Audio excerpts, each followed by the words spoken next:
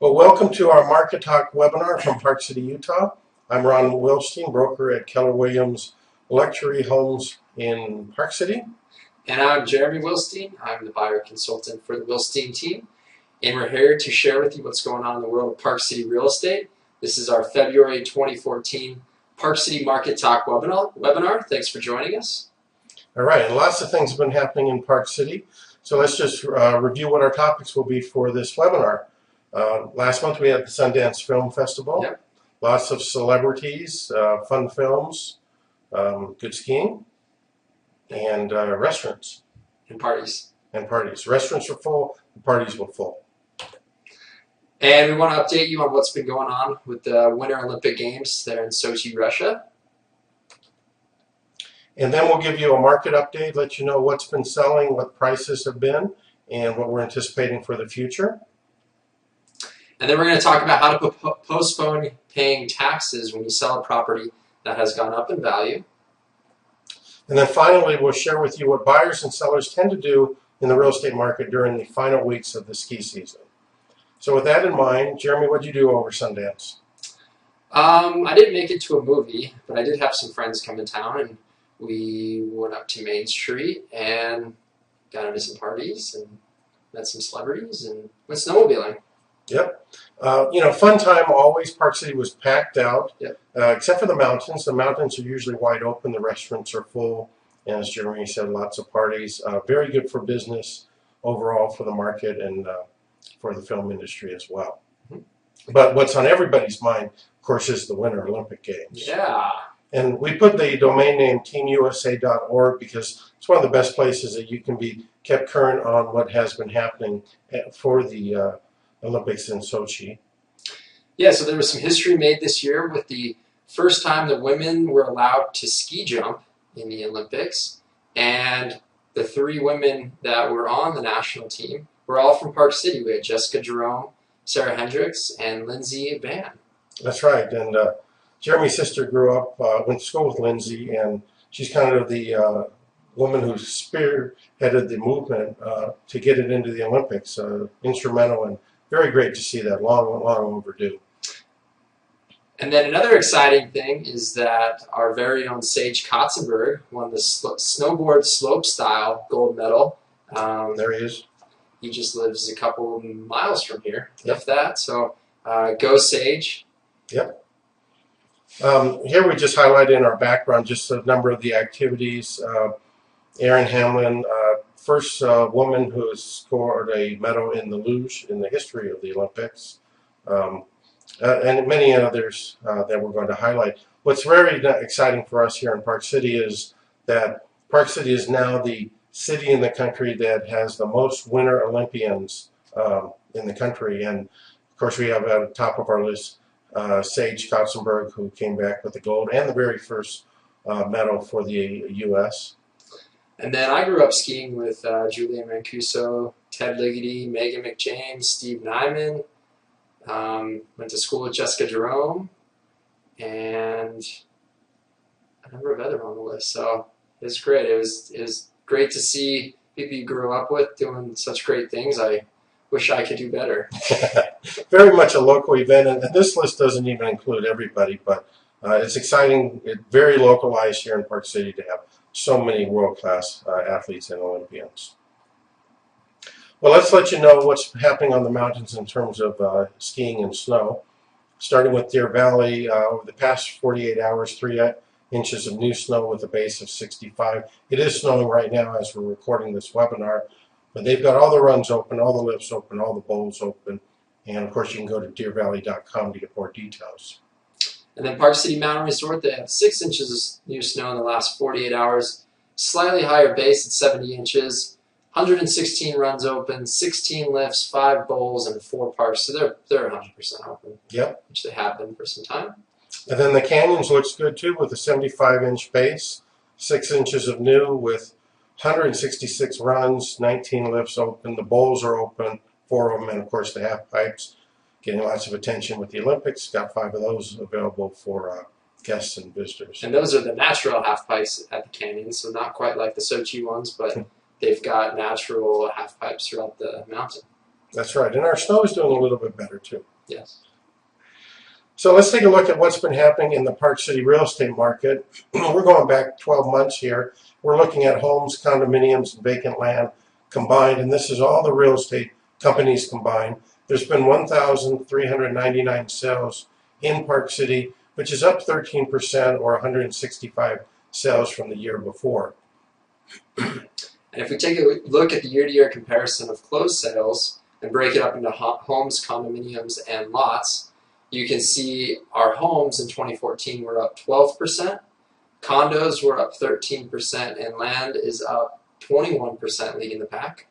So the number of sales keeps rising. Now let's break it down a little bit more specific, looking at homes both in the Park City limits and in the county area of Park City, otherwise known as the Snyderville Basin.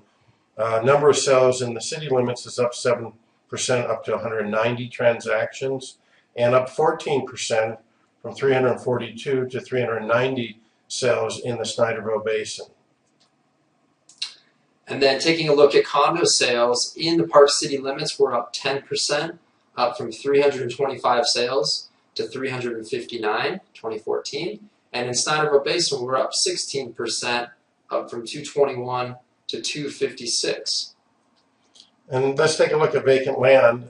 Within the city, you actually see that the number of transactions has dropped off by 11 sales or 21%. Now keep in mind, we have a limited amount of vacant land available for purchase within the city, but facts are it did drop off. In the county, it rose, however, by 39% from 117 sales now up to 163 transactions. Average time on the market for closed home sales, from 2013 to 2014, we're seeing homes are selling 35 days faster. So average day on market is 117 days, down from 152. So sellers are selling about a month faster. That's right. So the activity and the action is pretty impressive. It's putting a little more pressure on buyers to make decisions quicker. But when they do, they're buying properties. Now let's take a look at what's been happening in terms of our prices. With home medium prices within the city limits, it's up 11%, and as well in the Snyderville Basin, 11%. Rose from $1,090,000 as a medium sold price in the city to $1,212,500. In the Snyderville Basin, where prices are a little bit lower, rose from $635,000 to $707,750.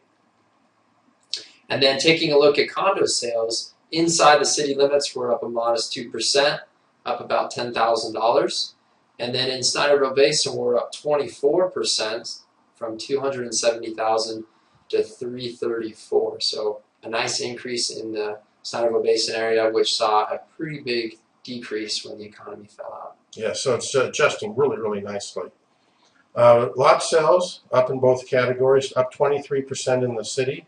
Impressive, from $510,000 as a medium sold price to $625,000 year over year, and a 14% increase from $249,500 now to $285,000, a 14% bump.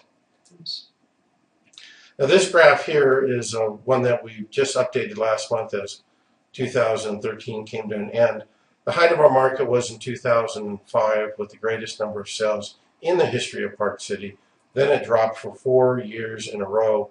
Definitely the air went out of the sale, and it's been climbing consistently up to the end of last year with the number of transactions. So we're in a very strong, stable market, and it's nice to be there. Now we're going to drop into our next topic, and that is how to sell an appreciated property and pay no taxes on gains. That's right. We always like our properties to go up in value, and we always hate paying taxes when they do. So there is significant tax savings available to you if you can defer the taxes when you sell your investment property. This is not single-family residence. This is not your primary home, but this is an investment or a second home, and it can be a condo. It can be vacant land. The IRS Code 1031 provides for this savings. Now, we do want to stress here that we're going to give you an overview, give you some good valuable information, but everybody's situation is different, so you don't want to do anything without consulting your tax advisor with regard to a 1031 tax-deferred exchange.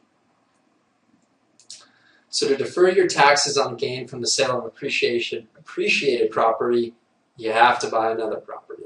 That's right. You've got to roll it, in effect, that gain into the next property. And there are two requirements that we want to bring to your attention here. Number one, the exchange value of the replacement property must be equal to or exceed the exchange value of the relinquished property being sold. So you have one property you're selling, it's valued at, let's say, $600,000. If you want to defer the entire amount of your gain, what you need to do is you need to buy either one property or multiple properties that equal or exceed that $600,000 price of the property you sold. The second requirement is that you must invest in the replacement property all of your net equity received from the sale of the relinquished property. So if you had, say, net equity of $250,000 in your property, you must invest that full $250,000 into the exchange property. That's right. That's required for you to defer all of your gain. Now, if you were, for instance, wanting to utilize some of that money for some other reason, the portion that you take out is referred to as boot, and that is taxable. But you can do a mixture, or if you want to completely defer the tax gain, then you need to follow these two requirements we've just posted here. Timing is important. You need to identify one or more replacement properties within 45 days of when you sell the relinquished property. And you can identify it by simply putting it on a piece of paper and sending that to your qualified intermediary who would be handling this, or simply a purchase contract would do it as well. But the 45 days is an important deadline. The next one. The next deadline is your deadline to close on the property or purchase the property, and that needs to happen within 180 days from when you sell your relinquished property. So you close on January 31st. You must close on the other property by July 31st. Mm-hmm. That's correct. That's a very, very important date. That's right. Now, it's not uncommon for people to sell a property and to go shopping for another one and try to coordinate the closings so that they actually happen very close to each other or even simultaneous. That can be done. You simply don't want to go beyond that 180 days because it could disqualify you for the tax deferred. So by using the 1031 tax deferred exchange, in effect what you're doing is you're rolling your gains from one sold property into a replacement property or properties, and by doing so you're postponing the taxes that you would otherwise be due upon receiving the gains. So you're not, in effect, taking the money out and therefore not being taxed, and this is a good strategy to use as an investor. But remember, there are important procedures that must be followed precisely to ensure that your tax-deferred exchange is in compliance with the IRS Code 1031. So please advise your tax professional. Yep. Finally, we want to take a look at what buyers and sellers do typically during the final weeks of the ski season. If you're thinking of selling a property or buying this may help you in your planning and your strategizing. So sellers, when they're coming to the end of the season, they must decide how much they want to sell their ski property for, because we are coming to the end of the ski season when most of the time that's when the ski condos are sold. That's right. We're selling properties year-round, but the fact is while the resorts are open, people are having a good time on vacation, and that's when they think about buying a property. And so emotionally, they're ready to pull the trigger. And so if someone has a property on the market and it hasn't sold, we're getting near the final weeks, that's when it's a good idea for them to consult their realtor and decide, do they need to make any price adjustments or what strategies to employ to close the deal prior to the end of the ski season. Buyers? Buyers use the end of the ski season to take advantage of more motivated sellers and try to negotiate lower prices as the season comes to the end. Usually buyers are picking up ski condos towards the end of the season. You can oftentimes, during negotiation, add in, negotiate down a lower price because the seller wants to perhaps get rid of it because they're going into their carrying season. You might not make too much rental income over the summer months. That's right. So what you're seeing on the screen behind us is two sides of the same coin here, one affecting the seller, one affecting the buyer. Well, we do expect to see a strong sales activity as we wrap up the 2013-2014 ski season. our stats all show things moving in the right direction in price and number of transactions. So we're happy to report Park City's real estate market is strong, it's robust, it's looking good. All right. So if you have any questions, email your questions to either Ron at the Wilstein team or Jeremy at the Wilstein team, and we will be happy to answer them quickly. And if you'd like a phone call from us, you can email us and give us your phone number and a preferred time to call. You can do that. All right. Well, we want to thank you for participating in our webinar. We do this, we update these every single month. Our next update will be Tuesday, March 11th at 7 p.m. And of course, you can go to our website, thewilsteinteam.com or BuyParkCityRealEstate.com. Go to the webinar archive. You can watch other webinars in the past that would cover topics you might be interested in. So from Park City, we're signing off, and USA, good luck in the remainder of the Olympics. All right. Have a good one. Bye-bye.